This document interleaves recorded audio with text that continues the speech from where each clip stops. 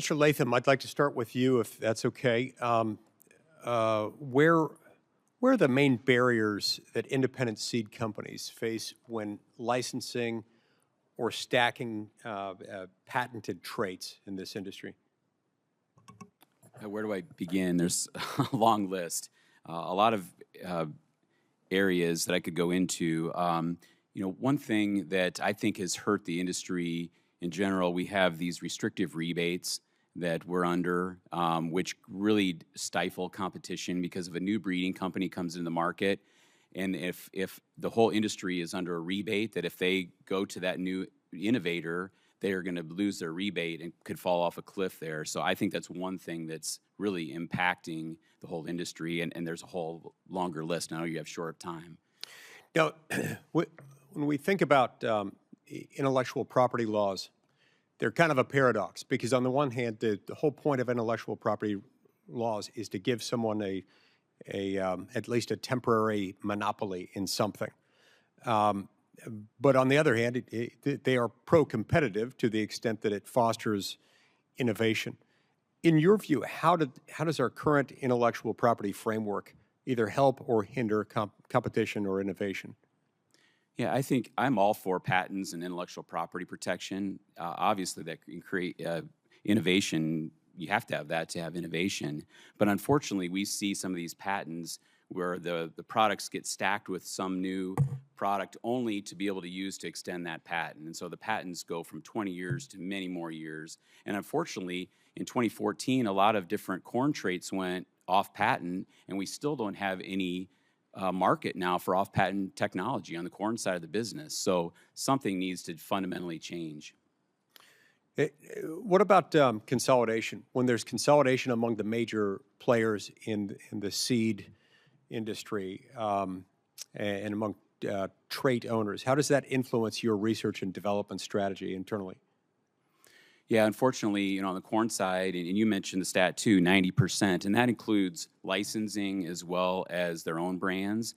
But when you have that big of consolidation, it makes it very difficult for any new innovator to get into the market, especially if they want to do traded or just even conventional, it makes it very difficult. So we've seen since 2016, when the committee met last, we've seen massive consolidation, we've seen less innovation, and we've seen much higher prices, unfortunately, for our farmer customers. Those two things naturally lead one to another, right? I mean, the diminished competition pretty much always is going to result in higher prices, or at least diminished quality, sometimes both. Absolutely. And there's no exception to that here. And the more consolidation you see, regardless of what the cause of that is, but if let's suppose if it's prompted by an excessive federal regulatory footprint, that can do it. But regardless of what the cause is, if there are fewer competitors, there is often less competition. And always when you see less competition, that causes other problems. Mr. Kappas, have you noticed reduced competition or consolidation among local dealers or fewer independent options over time? Thank you for the question. Yes, the independent seed companies, when somebody retires, moves on, oftentimes that doesn't get replaced by a younger person or a new person taking on that business. That dealership just goes away oftentimes. Okay.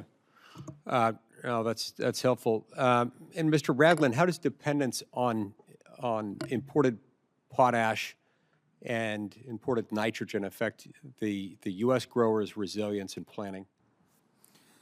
Well, as we mentioned in our testimony, it's a global market, requires a lot of planning ahead. There's global forces at work, and we have a very limited number of options where we can purchase. And the less competition, oftentimes the higher the prices are. And we have some data we provided that shows that since the Ukraine war in particular, prices spiked up drastically when that started. They came back down, but they have plateaued at a much higher cost than they were before. Than they were before the war? Yes. They never fully retreated? No, not anywhere close. And that has had a major impact across all of production agriculture. Right. somewhat reminiscent of what happened during COVID. And Yes. finally, Mr. Rosenbusch, how do dealer incentive programs work in practice, and do they inadvertently limit fair competition? Thank you for that question, Senator Lee. On the fertilizer side, we do not have dealer incentive practices. That's more of a crop protection practice. Okay. Thank you. My time has expired.